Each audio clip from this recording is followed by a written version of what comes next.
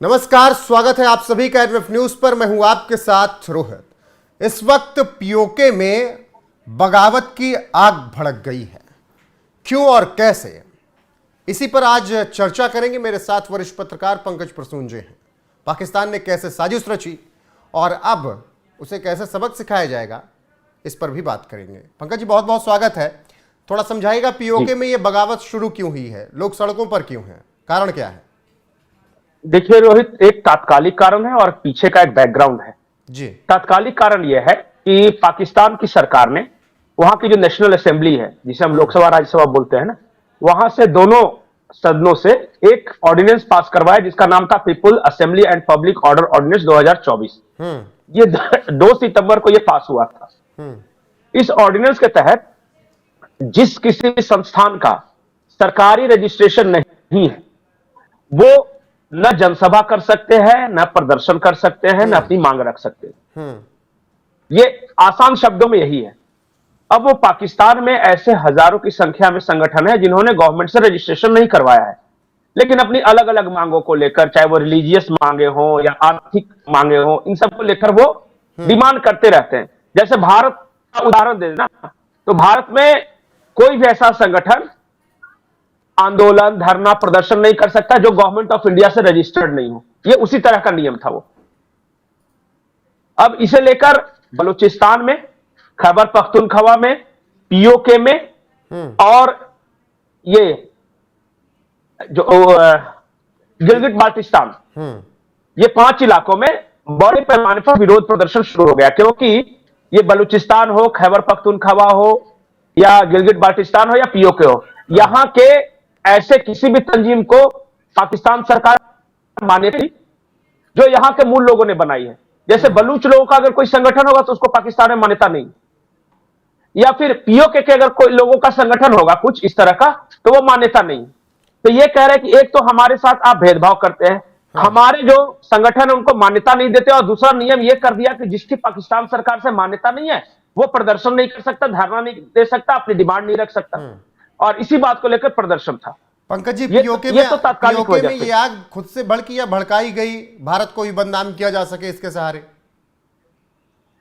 नहीं, वो तमाम इलाके जो पाकिस्तानी सरकार के अर्ध कंट्रोल हम इसे बोलते हैं, वो पूरी तरह उनकी सत्ता नहीं चलती, वहां हर जगह ये प्रदर्शन हो रहे थे।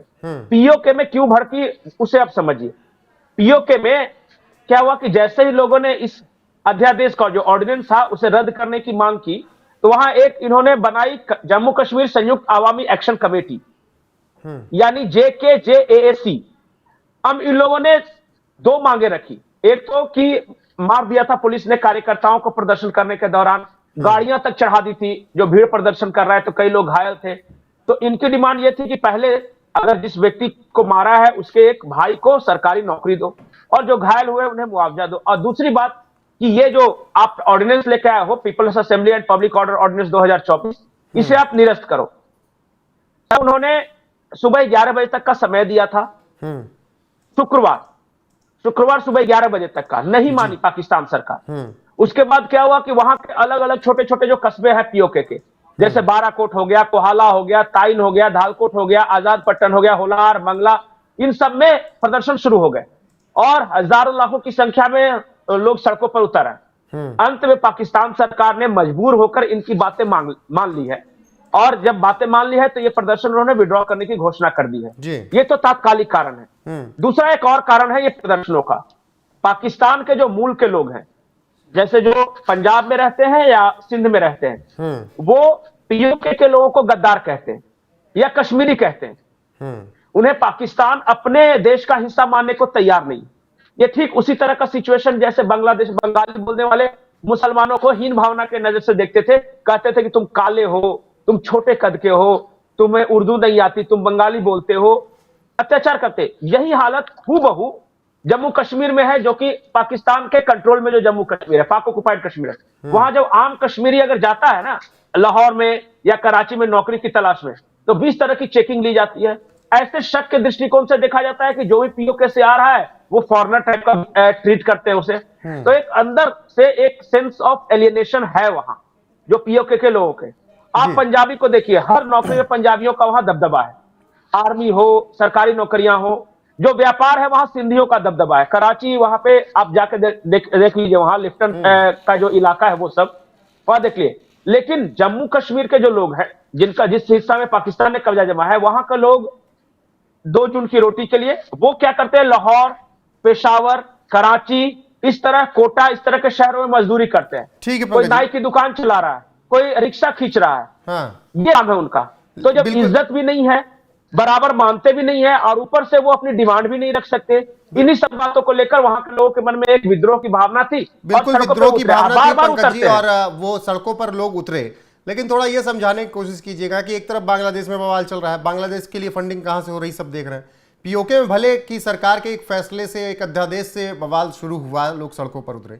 आपको लगता है कि पीओके में भी ऐसे गैंग सक्रिय हो गए होंगे जो भारत के दुश्मन है, ताकि ये आग बढ़ती जाए, रुके ना? देखिए रोहित, पाकिस्तान ऑक्युपाइड कश्मीर जो है ना, जो एक मूल कश्मीरी थे, और उसके बाद क्या हुआ कि पाकिस्तान की फौज ने बाहर से, यानी पाकिस्तान के मेनलैंड से लोगों को ले जा जाकर वहां बसाया है, क्योंकि उन्हें भरोसा नहीं था कि ये कश्मीरी कब पलट जाएंगे। तो ये उर्दू बोलने वाले पंजाबी, ये कुछ पठान वगैरह को बसाया वहां। इससे कारण वहां डेमोग्राफी भी चेंज हो रही है। अब वहां 2 तरह के लोग हैं, एक ये उर्दू बोलने वाले पंजाबी है, पठान है, जो कि भारत के विरोधी, और दूसरे एक मूल कश्मीरी है, जो कि भारत नहीं, वो पाकिस्तानी फौज द्वारा प्रताड़ित। और हर 2 महीने, 4 महीने, 6 महीने के बाद देखिएगा कि वहां एक आंदोलन भड़कता है। अभी 3-4 महीने पहले वहां शिया सुन्नी विवाद को लेकर एक बहुत बड़ा आंदोलन हुआ था, और वहां लाखों लोग सड़कों पर उतर आए थे, और वो करगिल चलो का नारा, करगिल मार्च का उन्होंने कॉल दिया था। वो मूल कश्मीरी लोग थे जिन्होंने करगिल मार्च का कॉल दिया था।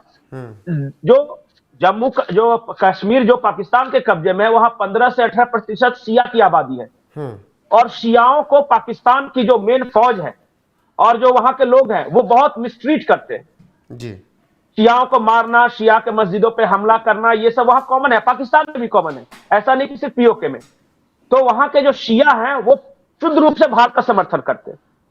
वहां जो सुन्नी है और जो फौज है वो सिर्फ भारत का विरोध करती है, और हमेशा वहां इस तरह का टकराव। गिलगिट बाल्टिस्तान के जो मूल लोग हैं, जो मूल रैयत है, जो अपने आप को आर्यन वंश का मानते हैं, जो अपने आप को कैलाश मानसरोवर या शारदा पीठ से जो एसोसिएट करते हैं, वो जो ट्राइबल्स वहां के हैं, जो ट्राइब्स वहां हैं, वो पाकिस्तान से नफरत करते हैं। लेकिन वैसे लोग जो पाकिस्तानी फौज ने वहां ले जाकर बसाया है, वो भारत से नफरत करते हैं। ठीक है पंकज, तो वहां भी इंटरनल कॉन्फ्लिक्ट है। बिल्कुल और इंटरनल मैं बता दूं, कॉन्फ्लिक्ट है। शिया सुन्नी विवाद से पीओके में नहीं है। अभी 2-4 दिन पहले 134 शियाओं की हत्या कर दी है पाकिस्तान में।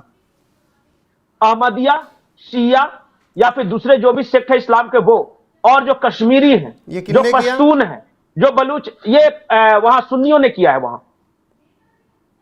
देखिए, बलूच अपने आप को पाकिस्तानी नहीं मानते। खैबर पख्तूनख्वा के जो पश्तून हैं वो कहते हैं कि हमारा रोटी बेटी का संबंध अफगानिस्तान से है, वहां शादी ब्याह वगैरह सब होते हैं, हम पाकिस्तान के है ही नहीं। वो डूरंट लाइन को भी नहीं मानते। उसके बाद जो गिलगिट बाल्टिस्तान के जो ट्राइबल्स हैं वो अपने आप को भारतीय मानते हैं, आर्यन रेस मानते हैं। जो शिया है उनके खिलाफ जो अत्याचार हो रहा है लगातार, उनके मस्जिदों पे हमला, जो अहमदिया है उन पे जो हमला हो रहा है, इस कारण उनके अंदर भी एक सेंस ऑफ एलिनेशन है। कुल मिला के पाकिस्तान की जो पूरी सत्ता है उसका कंट्रोल पंजाबी मुसलमानों के पास है। जो सिंधी है वो भी कहते हैं कि हम तो व्यापार करने वाले लोग थे, हम तो गुजराती टाइप के लोग हैं, हम तो मुंबई को सिस्टर सिटी मानते थे। ये पंजाबी जो लठैत है उन्होंने आके हमारा बंटवारा कर दिया, और हमारे ट्रेड एंड कॉमर्स में इन्होंने जो घाटा कर दिया। तो इस तरह का वो फीलिंग्स है। बिल्कुल, और जिस तरीके से यह बवाल मचा, उसके बाद शहबाज सरकार बैकफुट पर आई है। फिलहाल अमन और शांति पीओके में लाने की कोशिश की जा रही है। पंकज जी, जुड़ने के लिए और बाकायदा समझाने के लिए हर एक बात को बहुत जी। एक बात और, ये शहबाज शरीफ है ना, ये पंजाबी हैं, और इनकी सरकार के अधिकांश लोग पंजाबी पठान हैं। इस वजह से बाकी सिंध के लोग, बलूच के लोग, पश्तून, पीओके कश्मीरी, गिलगिट बाल्टिस्तान, इनको अपना नहीं मानते। जी बिल्कुल। अब आपकी राय क्या है इस खबर पर? कमेंट करके अपनी राय में जरूर दें और बने रहें हमारे साथ। नमस्कार।